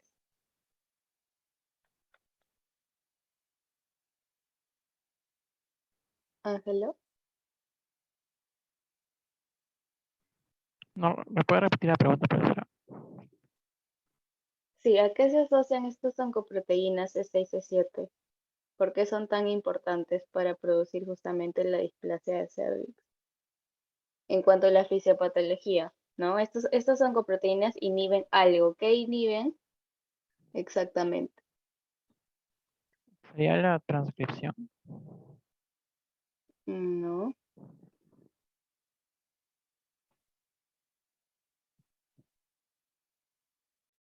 A ver, Leslie González. Doctora, yo entendí que inhibían a los inhibidores de cierta manera, igual al P53, creo que había otro, el P90 y, ¿qué número era? P97, creo que era, doctora, que estaba involucrado en la defensa de cierta manera para no desarrollar un cáncer, ¿no? Claro, los supresores tumorales. Ahí está. Y si inhibes al supresor tumoral, que va a causar crecimiento, ¿cierto? Exacto. P53 y PRB, que es la proteína del retinoblastoma. Ok. Continúa, por favor, tu exposición. Bueno, respecto a la imagen, para describirla, respecto a las proteínas centrales, vamos a tener la E1 y a la E2 que van a participar en la organización del genoma, y también a las proteínas accesorias desde E4, E5, E6 y E7, que las podemos ver en este caso, las proteínas accesorias, marcadas como una doble cruz, y con el asterisco a las proteínas centrales, que van a ser E1 y E2. Además, tenemos al L2 y al L1, que van a ser las proteínas de ensamblaje para el virus.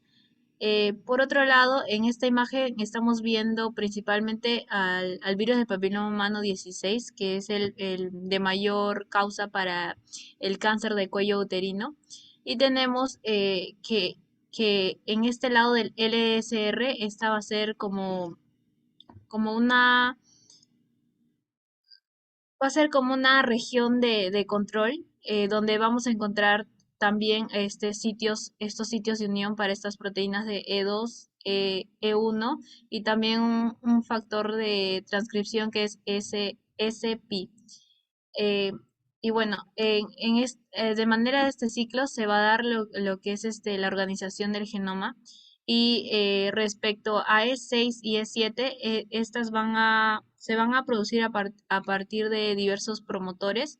Sin embargo, P670 va a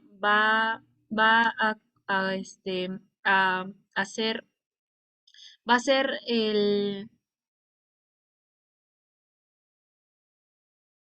va a ser va a ser a partir del cual se van a transcribir lo que es E1, perdón, bueno, continuando, nos dice que en esta parte, la E va a indicar temprano, mientras que L va a indicar tarde, y esto se refiere a el momento en el cual se produce la transcripción durante el ciclo de vida viral. Así L2 y L1 se van a transcribir tardíamente, mientras que que es de las demás proteínas, tanto las accesorias como centrales, van a estar van a transcribirse, ¿no? En primera instancia. También nos dice que los genes que van a codificar a estas proteínas accesorias van a modificar a la célula infectada para facilitar la replicación del virus, en formas que se van a correlacionar con diferentes asociaciones de enfermedades de cada uno de los tipos de virus del papiloma humano. Y respecto a E6 y a E7, nos dice que van a ser fundamentales en el ciclo de vida viral porque van a aumentar esta aptitud viral y la producción de viriones, impulsando la reentrada en el ciclo celular. Por otro lado, como última parte de mi exposición, tenemos que, en esta parte vamos a ver una micrografía electrónica del virus del papiloma humano. Y y como 3 puntos centrales para recordar que se da que el desarrollo de una lesión productiva del virus del papiloma humano, tanto de alto o bajo riesgo, va a requerir de que este virus acceda a la capa basal epitelial del específico, ¿no? Y una vez que la barrera epitelial se haya visto comprometida. Además de ello, que los virus del papiloma deben infectar una célula en división para establecerse así como un episoma nuclear de bajo número de copias. Y por último, que los cambios en el microambiente local, asociado, por ejemplo, con la cicatrización de heridas y el aumento de niveles de factores de crecimiento, van a desempeñar un papel fundamental para que este virus del papiloma humano se pueda establecer y pueda causar un aumento, ¿no? Y pueda seguir ese proceso de transcripción descrito anteriormente. Bien, ahora acerca de las diferencias que van a existir entre las oncoproteínas 6 y E7, BPH de tipo alfa de alto y de bajo riesgo. Bueno, vamos a entender según la lectura que estas oncoproteínas lo que van a realizar en su ciclo de vida viral es aumentar lo que es la aptitud viral y la producción de estos viriones, que va a ser las partículas del virus que van a estar activas y van a ser infecciosas, y estas, bueno, van a impulsar lo que es la reentrada del ciclo celular y la amplificación del genoma en lo que son las capas epiteliales diferenciadas, ¿no? En este caso, en las capas epiteliales del cervix, ¿no? Y bueno, aunque este proceso va a ser una función de las proteínas E6 y E7 de alto y bajo riesgo, las codificadas por el tipo de BPH de bajo riesgo van a tener un efecto más limitado, ¿no? Sobre todo en lo que son los objetivos celulares y en las vías involucradas en el desarrollo de lo que es el cáncer y el cáncer. Bueno, en nuestro recuadro básicamente nos hacen una diferenciación, ¿no?, de estas dos oncoproteínas, y bueno, para resaltar acerca primero de la oncoproteína E6, ¿no? Lo que más resalta en esta parte va a ser lo que es la unión y degradación, ¿no? Por ejemplo, podemos observar en el BPH de alto riesgo que esta oncoproteína E6 va a ser capaz de unirse y va a inducir lo que es la degradación de la proteína supresora de tumores, que es el P53. Y en cambio, esta oncoproteína 6, en lo que es el BPH de bajo riesgo, va a tener una menor afinidad a este P53 y se va a unir, sí se va a unir, pero débilmente, y no va a ocurrir lo que es la degradación de la misma, ¿no? Y en este caso, en el caso de la oncoproteína E7, observamos, ¿no?, que en el cuadro nos hablan que el BPH de alto riesgo sí va a unirse y esa oncoproteína se va a unir, va a inducir lo que es la degradación de la proteína supresora de tumores, PRB, ¿no?, la de retinoblastoma, la proteína de retinoblastoma, ¿no? Bueno, también resalta lo que viene a ser lo que es la apoptosis, ¿no? En lo que es la proteína E6, podemos observar que el BPH de alto riesgo va a inhibir lo que es esta apoptosis, ¿no? Y por eso que se forma, hay un crecimiento anormal, ¿no?, en lo que es el cervix. Y bueno, en cuanto al BPH de bajo riesgo, no está esclarecido, ¿no?, correctamente, por eso dice desconocido. Bueno, también va a intervenir en lo que es en la vía del interferón, ya que en el BPH de alto riesgo esta oncoproteína E6 va a inhibir, ¿no?, esta vía, por lo cual va a pasar desapercibido esta infección también. Que bueno, más adelante vamos a comentar sobre eso. Y bueno, en lo que es la oncoproteína E7 también resalta lo que es el STAT1, que va a ser un transductor de señal y un activador de la transcripción. Y observamos que en lo que es el BPH de alto riesgo, este va a estar suprimido, ¿no? Y a comparación del de bajo riesgo, que no va a estar suprimido. Siguiente, por favor. Antes Bien, que pases, ¿puedes regresar, por favor?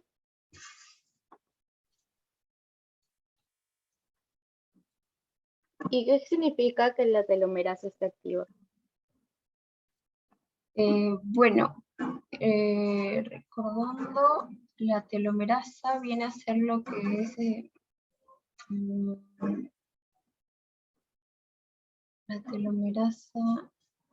No recuerdo exactamente, doctora. ¿Alguien sabe? Adriana Román, por favor, prende tu cámara.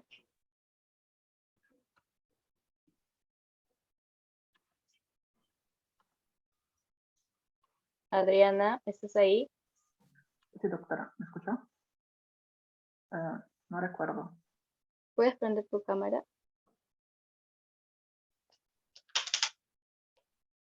Sección del PA.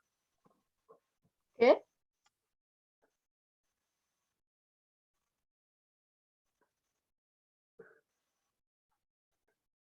¿Por qué no prendes tu cámara? Hasta que se bloquea la pantalla. Ya tienes que arreglar eso para la próxima clase, ¿sí? Recuerden que las clases están siendo grabadas. A ver, Bianca. Si mal no recuerdo, bueno, los telómeros eran los extremos de los cromosomas y la telomerasa se encargaba justamente, creo, de reponer los telómeros, pero no los iba a reponer totalmente, me parece. Y es por eso que es parte del envejecimiento. Ajá, lo que hace la telomerasa es una enzima que justamente corta los telómeros. ¿Sí? Va a cortar el tamaño de estos telómeros. Lo que va a causar es envejecimiento celular. ¿Sí? ¿Quedó claro eso o hay alguna duda con los telómeros? Es bien importante porque van a ver de que la mayoría de cánceres van a tener las telomerasas activas, porque justamente no se va a producir este envejecimiento, no se va a producir la muerte celular.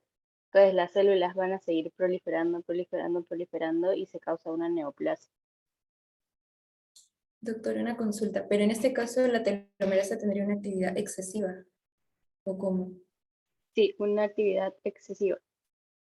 Ay. Ok, a ver, Doctora, una pregunta. consulta. Dime, Puede Emily. tener en el caso de aquí en el BPH de tipo alfa alto se va a ver las telomerasas activas, pero en el tipo bajo no va a estar activo. Entonces, ¿eso qué quiere decir? ¿No va a haber una proliferación excesiva cuando hay un bajo riesgo? Correcto, justamente está hablando sobre los oncogenes que van a causar sobre todo el cáncer, ¿no?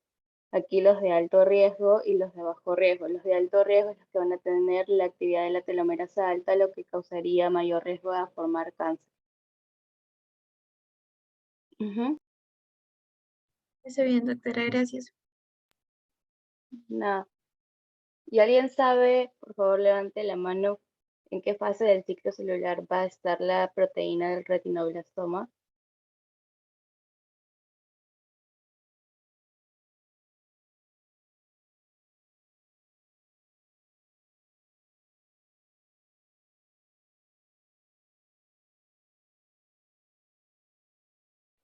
Diana,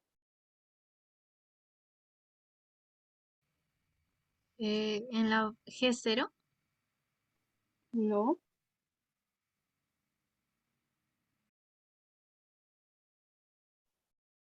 Esa es la misma que la P53.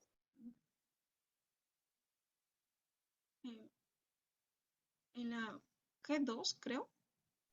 ¿Se me escucha? No. Sí, pero no es la G2. Mm,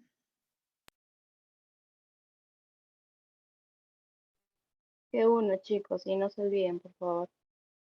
Ok, continúa la exposición. Ya, bien, en cuanto a respuesta del huésped al huésped a la infección por VPH de alto riesgo, la lectura nos habla acerca de que la infección por VPH va a ser intraepitelial, ¿no? Esto quiere decir que va a darse en lo que son las células escamosas en la superficie, en este caso de la lectura de la superficie de lo que es el cuello uterino. Y bueno, aparte de eso, también nos mencionas que no va a existir lo que es la viremia, ¿no? O sea, no va a haber, no va a estar presente el virus en lo que es la sangre, ¿no? También no se va a dar lo que es la apoptosis, que va a ser inducida por el virus, ¿no? Bueno, y luego la replicación y la liberación viral no van a estar asociadas con la inflamación, ¿no? Eso también porque el virus en sí va a pasar desapercibido, ¿no? Y bueno, durante la mayor parte de la duración de este ciclo infeccioso del VPH va a haber poca o ninguna liberación de lo que son las citocinas proinflamatorias. Esto justamente por lo que el virus pasa desapercibido. Y bueno, principalmente, a ver, un momento, por favor.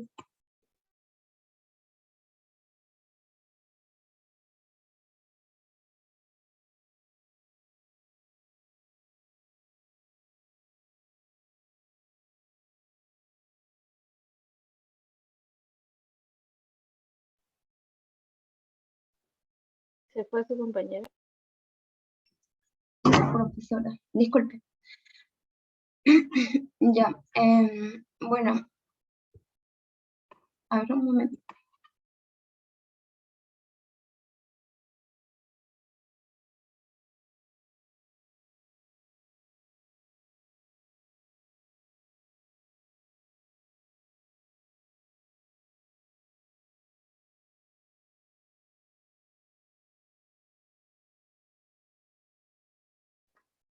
Por favor, ¿podría continuar su exposición la otra compañera mientras su compañera vuelve? Porque ya se acaba el tiempo, chicos.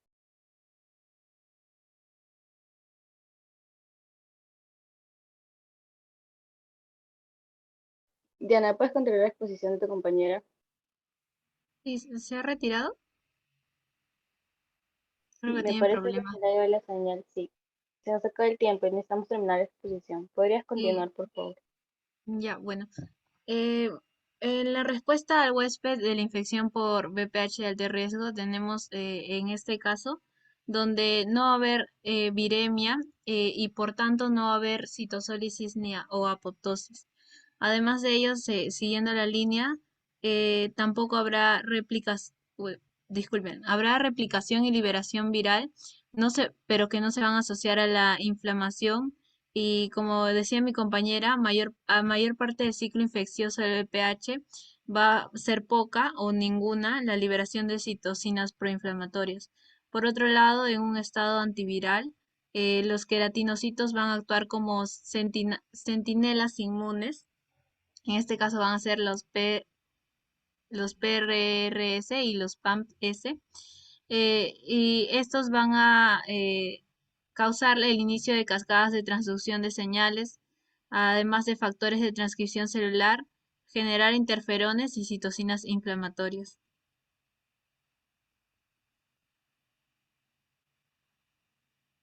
Respecto a la respuesta al huésped a la infección por VIH de alto riesgo, tenemos en el caso de la resolución de la infección que va a haber una regresión de lesiones que va a requerir la respuesta eficaz de las células T citotóxicas CD8 específicas de antígeno y las células T auxiliares que van a ser las CD4 que van a producir la interleuquina 2 y el IF y el factor de necrosis. Me parece que es Este es factor de necrosis, gamma. Además de ello tenemos la regresión de lesiones del virus Interferón gamma. interferón gamma. Además de ello tenemos la regresión de lesiones del virus del papiloma humano S1N1 que se va a correlacionar con la presencia de la granzima beta más, CD8 más y CD56 intraepiteliales. Estas van a ser las células citotóxicas. Por otro lado, en un ambiente mucoso del huésped, se va a dar que el entorno de la mucosa va a tener un papel fundamental en la forma en la que el huésped va a responder al virus. Y en este caso, la alfa-defensina 5 humana, que es la HD5, una proteína con propiedades antivirales, se debe expresar poco en la unión escamo-columnar del cuello uterino, pero es prominentemente en el epitelio ectocérvico uterino, vaginal y vulvar, ¿no? Que va a ser con lo que se va a conectar este ectocervix.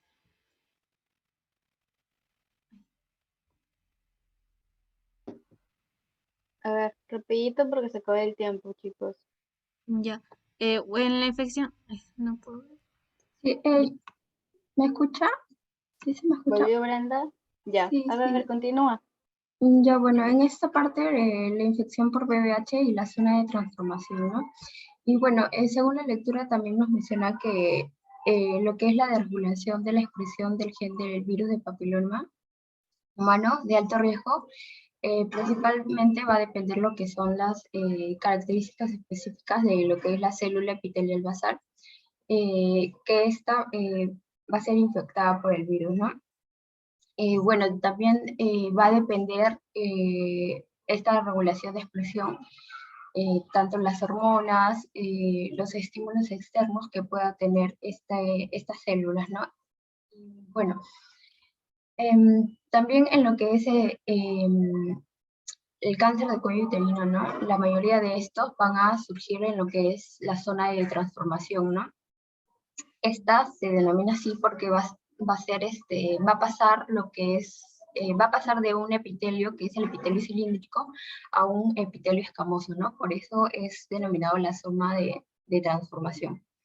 Y bueno, estos cánceres suelen darse en esta zona, ¿no? Y en lo que es en todo el endocervix adyacente. Y bueno, también lo que nos menciona es que estas capas de esta zona de transformación y sobre todo las células cilíndricas que recubren el endocervix van a ser mantenidas por lo que es las células de reserva cervical, ¿no?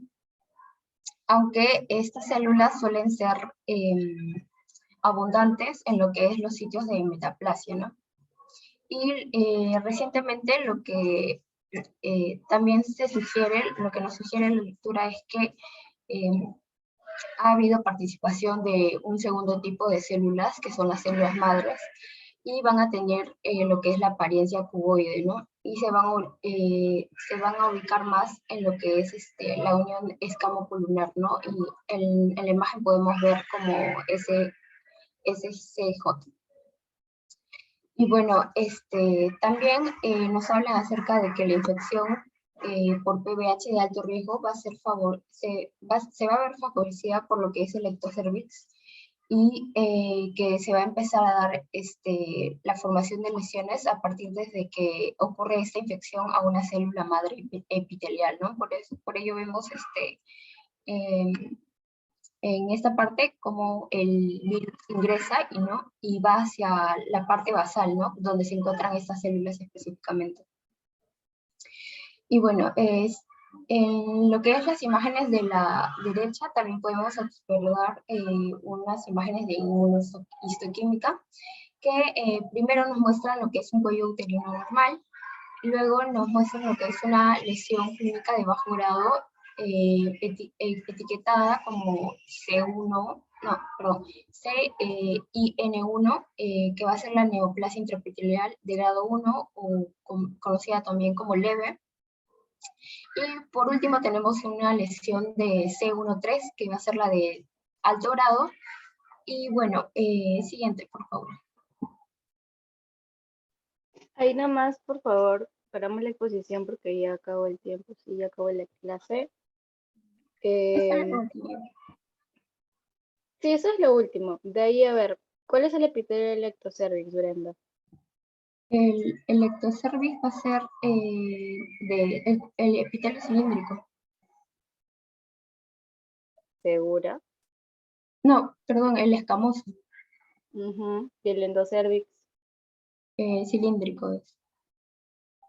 correcto. Entonces, chicos, tienen que entender que justamente entre el ectocervix y el endocervix está la zona de transformación, donde va a cambiar este epitelio y ahí es donde van a hacer la displasia de cervix y posteriormente se puede formar un cáncer de cervix, ¿sí? Muchas gracias, chicas, por su exposición. Ya les estoy mandando la nota por el chat privado. ¿Alguna duda con respecto a este tema, chicos? No, Sí, doctora. Dime, déjame ver Leslie. rapidito, por favor. Sí, le iba a consultar sobre la vacuna del VPH. Ujú, Tengo entendido que anteriormente no se vacunaba a las mujeres que ya hayan iniciado una vida sexual, ¿no? O tengan una vida ujú. sexual activa. Pero actualmente sí están vacunando hasta más o menos los 26 años, pese a que de repente ya hayan iniciado a tener relaciones sexuales, ¿no?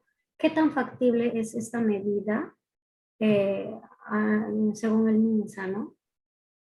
Ahora, chicos, se puede vacunar a pesar de que hayan empezado las relaciones sexuales.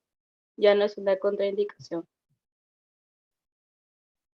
Y Pero el sí, sí MINSA, es bueno, factible en todo caso. el MINSA no brinda la vacuna para, por ejemplo, para mí, que yo empecé mi vida sexual, sí, sino simplemente vacunan a niñas a partir de los 9 años. Ujú, de 9 a 13 años. ¿Alguna otra pregunta? Profesora, disculpe, ¿me puedo retirar? Es que tengo clase a las 5 en punto y fácil ya están tomando el bus. Sí, sí, sí, chicos, ya acabó la clase, vayan retirando. Más bien, los chicos que han expuesto tienen alguna duda con sus notas.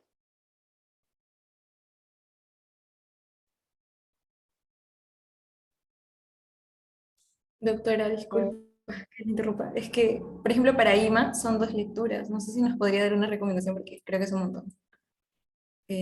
Aunque en el IMA 2 creo que no es tanto porque más creo que es tratamiento y eso no lo hacemos. Chicos, solo tienen que sacar lo que se pide en la guía de conversatorio, son cosas puntuales, ¿sí? O No sea, sé, ahí en la guía no, nada más eso. solo Porque eso tienen que explicar, solo eso tienen que explicar, lo que se les pide en el conversatorio, ¿sí? ok. En ese caso, como son 2 lecturas, solo expliquen eso. Claro que siempre si quieren más nota tienen que explayarse un poquito más, ¿sí? No se olviden de las referencias, chicos, por favor. Es muy importante las referencias en cada diapositiva. Sí, no pierdan puntos ahí. ¿Alguna otra pregunta, chicos? ¿Dudas con sus notas? Es el momento.